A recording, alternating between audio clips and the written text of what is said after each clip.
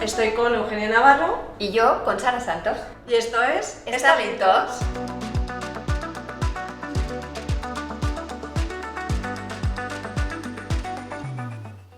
Hola a todos, estamos aquí en la segunda entrevista de la serie de Starling Talks. Y hoy nos toca nada más ni nada menos con Ignacio Mendoza, que Ignacio es el director de legal de Heineken. Muchísimas gracias, Ignacio, y Hola, bienvenido. Ignacio, bienvenido. Buenos días, muchísimas gracias a vosotras, es un placer estar aquí. Pues nada, vamos a empezar la entrevista preguntando un poco tu trayectoria profesional, que nos expliques cuál ha sido tu recorrido hasta llegar a esta posición. Fenomenal, a ver, voy a intentar resumirlo mucho, pero yo lógicamente estudio Derecho en la Universidad Complutense de Madrid, de una forma un poco más circunstancial que vocacional. Luego, mientras estoy terminando la carrera, hago unas prácticas en BP, en el Departamento de Relaciones Laborales. A partir de ahí hago un máster en Asesoría Jurídica de Empresa por el Instituto de Empresa y luego entro en Indra, en la parte corporativa, digamos. Ahí paso por dos departamentos, uno de filiales y participadas, y acto seguido paso a Coca-Cola, donde estoy 10 años en el sistema Coca-Cola. Entonces, claro, durante esos 10 años que hay muchos cambios, pues bueno, surgen muchas oportunidades y hay muchos cambios de rol. Entonces yo paso por diferentes roles dentro del sistema Coca-Cola, luego de ahí paso a Heineken hace casi 4 años, 3 años y medio, un poco más, donde asumo la posición de director legal y donde gestiono un equipo de 5 personas. ¿Cómo dirías que es la evolución de los abogados in-house dentro de este ámbito y cómo se han ido adaptando a los abogados externos? Mira, yo creo que el perfil de los abogados internos ha cambiado radicalmente. Yo creo que antiguamente se veía a los abogados internos con un perfil mucho más reactivo, fuera del negocio y a los que únicamente se acudía en caso de conflicto. Además, yo creo que la figura del abogado interno antiguamente era una figura mucho más elevada, más alejada del negocio, con un lenguaje que muchas veces el propio negocio no entendía y que se veía incluso muchas veces como un stopper para determinadas decisiones que se tomaban dentro del negocio. Yo creo que esto ha cambiado radicalmente y además los abogados de empresa han empezado a asumir muchas más responsabilidades. Entonces el perfil actual diría que es mucho más proactivo, mucho más integrado dentro del negocio, es un perfil mucho más preventivo y además la propia estructura de los departamentos legales ha cambiado. Antes veíamos mucho más como el director legal podía depender de un director financiero, por ejemplo, o podía estar directamente, compañías de cierta relevancia podían tener su asesoría jurídica externalizada en un propio despacho, y ahora yo creo que eso es mucho más impensable. Es decir, los propios directores legales o bien dependemos del director general o estamos... Tiene una posición mucho más estratégica. Justo. Y lo que te queríamos preguntar es un poco la diferencia entre las marcas, ¿no? A la hora de elegir, ¿no? Como un contratador de servicios jurídicos. Es verdad que en un determinado nivel el hecho de contratar diferentes marcas, ¿cuáles serían los atributos que tú consideras que son diferenciales y qué esperas de tus abogados externos? Porque en ese cambio de figura, ¿no? del abogado interno, que es un abogado que sabe, busca a lo mejor cosas diferentes que ese abogado tradicional. Sí, para mí hay 3 variables, partiendo de la base de que es un mercado muy maduro, con lo cual es un mercado que lógicamente por nuestra profesión y nuestra trayectoria conocemos razonablemente bien. Yo diferenciaría entre 3 variables que serían reputación, precio, que lógicamente es un tema importante, y diferenciación. La parte de reputación, lógicamente los grandes despachos son los que más sencillo lo tienen porque llevan prestando asesoramiento jurídico con un nivel de excelencia alto durante muchos años y sabes que si vas a uno de esos grandes despachos pues te da una garantía de que el asesoramiento va a ser razonablemente bueno. El precio para determinados asuntos puede ser un buen driver, y luego la parte de diferenciación, que creo que en un mundo tan tradicional como el nuestro probablemente es algo en lo que no se ha puesto demasiado foco en los últimos años. Hay determinados prestadores de servicio, como pueden ser las Alternative Legal Service Providers, que están encontrando un hueco dentro de este mercado que las diferencia y que son una necesidad para los propios departamentos legales y que muchas veces cuando van buscando transformación de sus departamentos o van buscando tecnología o eficientar de algún modo los procesos, pues acaban acudiendo a este tipo de firmas. Totalmente. Y has mencionado la reputación, y una manera de medir la reputación normalmente han sido pues, los directorios legales, los reconocimientos. ¿Tú qué opinas de esto? ¿Te fijas realmente pues, en rankings como pueden ser Legal 500, Chambers u otros reconocimientos a la hora de hacer esa selección? Pues mira, siendo completamente sincero, nosotros no nos fijamos demasiado. Pero no nos fijamos demasiado por un motivo, que es, como decía antes, el mercado español al final es un mercado que conocemos bien y es un mercado muy maduro, con lo cual los rankings de determinados directorios legales o los premios pues no son un driver fundamental que utilicemos. Luego hay que tener en cuenta que esto es una relación muy personalista, con lo cual, más allá de la propia marca de los despachos, que es importante, muchas veces te fijas en la propia relación que tienes con el abogado que te va a dar soporte y lo que confías en él. Entonces, nosotros en nuestro caso somos 5 abogados seniors, con una trayectoria ya de muchos años. Pues si tenemos dudas sobre a quién acudir en un tema, muchas veces las solventamos preguntándonos los unos a los otros si ha trabajado en un tema específico con alguien que sea de su confianza, y si no, si tienes una persona de referencia a esa confianza, le preguntas sobre si conoce a alguien. Entonces el boca a boca es muy importante. Para mí los directorios legales o los premios legales pueden ser importantes, yo los he utilizado en el pasado. Por ejemplo, cuando decía que estaba en Indra en la parte de filiales y participadas, que era un mercado muy internacional, claro, cuando mirábamos de puertas afuera en mercados que no conocíamos, te sirven de referencia.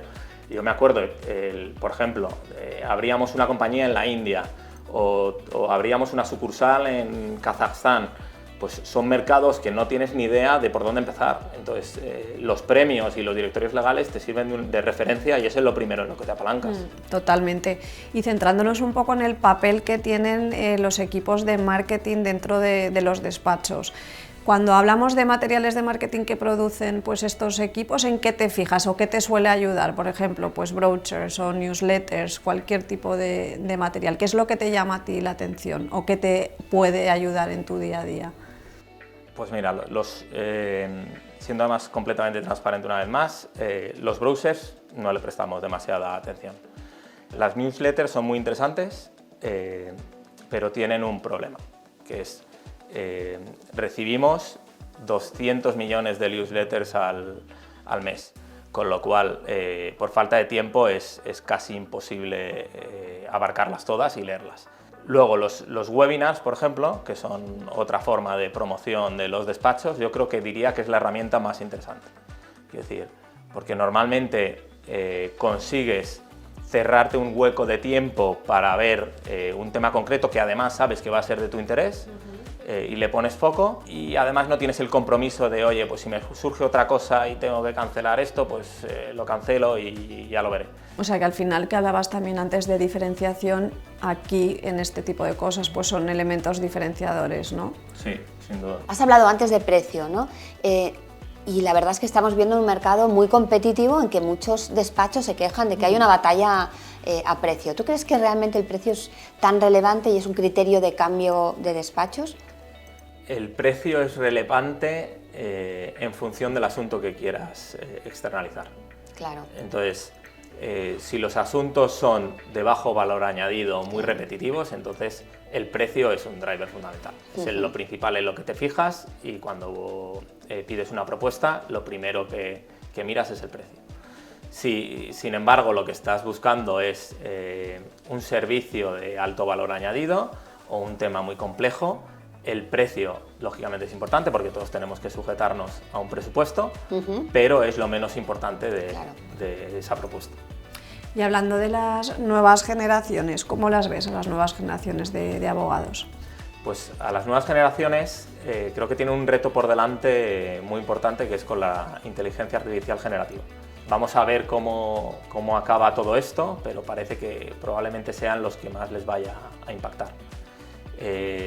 Pero bueno, por otro lado, al final es una oportunidad para ellos. Quiero decir, al final Ellos probablemente están tecnológicamente mucho más preparados de lo que estábamos en mi generación, con lo cual es un valor añadido. Y luego se demoniza mucho a las nuevas generaciones en torno a que alzan mucho la voz, son muy ambiciosos, son muy inconformistas, que no necesariamente es algo malo. Al revés, creo que al final ellos, por ejemplo, reclaman mucho la conciliación entre la vida personal y la vida profesional, lo cual creo que es bueno más en un sector tradicional como el nuestro, que creo que se tiene que adaptar, y es más, los despachos deberían hacer esa labor de adaptarse, incluso si me apuras, de educar a sus clientes, en el sentido de, oye, no todo es urgente, no todo lo necesito para hoy.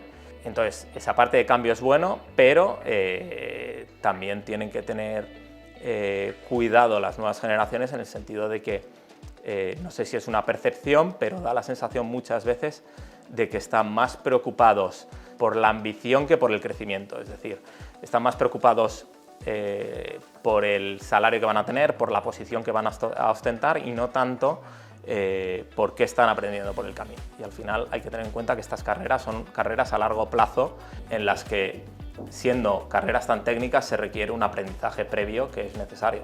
Es verdad que la profesión tiene mucho de oficio, ¿no? Que necesitas años de experiencia para poder prestar un asesoramiento cada vez de más calidad. Es verdad que esta es una compañía súper innovadora y súper creativa como Heineken, ¿no? Con campañas que han sido, bueno, un boom y han estado en boca de todos, como con mucho acento, ¿no? Que son campañas que habéis resucitado a Lola Flores o a Camarón, ¿no? Esto también implica que esto se ha podido hacer porque el departamento legal es capaz de asesorar, porque me imagino que esto no debe ser fácil, ¿no? Esta creatividad también debe formar parte de un departamento legal, ¿no? Esa capacidad de innovación en compañías de este tipo, porque debe acompañar a la velocidad en el que se están moviendo sus negocios y sus propios departamentos de marketing. Sin duda, ese es uno de los grandes retos. Lógicamente, la propia creatividad de las compañías y la disrupción de la tecnología son probablemente dos de los mayores retos de los departamentos legales. Al final, cuando te llegan con algo como puede ser el resucitar a Lola Flores, que es algo que en aquel entonces nadie había hecho, con una tecnología que era deepfake, inteligencia artificial, que ahora se habla más, pero en aquel entonces no se hablaba tanto, cuando te lo presentan te genera muchas dudas claro. A la hora de asesorar. Es más, claro, lógicamente tanto los negocios disruptivos como la creatividad muchas veces van por delante de la propia legislación, con lo cual a la hora de hacer el análisis hay que tener la mente muy abierta. Entonces, como decía, es uno de los grandes retos de los departamentos legales, junto a la variedad de cosas que vemos, porque, claro, al final en los despachos están muy bien estructurados y cada uno tiene su área de especialización que controla más o menos bien. Pero en nuestro caso, de repente, un mismo día podemos estar viendo temas desde protección de datos, claro, a laborales, a mercantiles, y todo en cuestión de horas, con lo cual es difícil esa adaptación y esa mentalidad abierta a la hora de asesorar, y el reto sobre todo de no tener todo bajo control, pero por lo menos, si no se tiene bajo control, tener las suficientes tablas como para saber si algo te chirría en un área concreta. Bueno, no te aburres y te diviertes un montón. Sí, eso es la parte más entretenida, el estar cerca del negocio, que al final sabes que eres partícipe de algo más grande, y luego la variedad de asuntos, que es brutal. Totalmente. Bueno, Ignacio, muchísimas gracias por haber pasado este ratito con nosotras, ha sido un placer y hasta la próxima. Muchísimas gracias a vosotras, ha sido un placer. Gracias. Gracias.